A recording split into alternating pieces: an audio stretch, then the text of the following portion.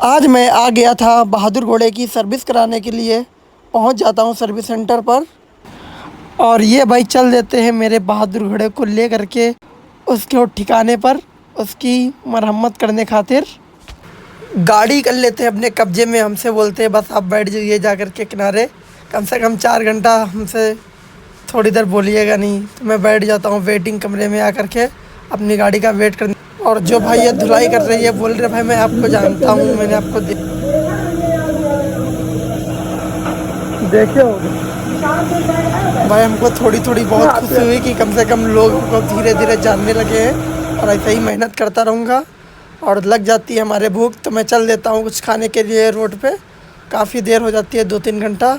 पहुँच जाता हूँ तो मुझको दिखता है ये चाट, तो मैं फटाफट से बनवा लेता हूँ एक पत्ता अपने लिए चाट, जो कि बहुत तेज़ से मेरे भूख लगी थी। घर से निकला था 10 बजे, बज गया था 12 और मेरा नमाज का भी समय हो रहा था।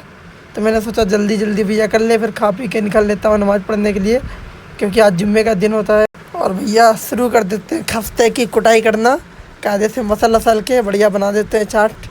तो मैं चाट और लेकर तो मैं ले लेता हूँ भैया से चाट तुरंत ही बनवा करके खाने के। और खाने के बाद निकल चलता हूँ थोड़ी देर के बाद वहीं के स्टाफ के साथ नमाज़ पढ़ने के लिए। बज गए थे 1 और तो मैंने कहा पहले चलो नमाज़ पढ़ लेते हैं, गाड़ी की बस पॉलिश वॉलिश बाकी थी। और पहुँच जाते हैं आधे रास्ते में हम लोग नमाज़ पढ़ने के लिए।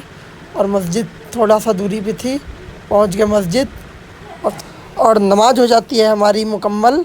और हम चल देते हैं अपने बहादुर घोड़े को उठाने के लिए, भाई का करने लगते हैं वेट। और फिर उसके बाद में पहुंच जाते हैं अपनी बहादुर घोड़े के पास। देखा पॉलिश वॉलिश होकर के अपना बहादुर घोड़ा बाहर खड़ा हुआ था।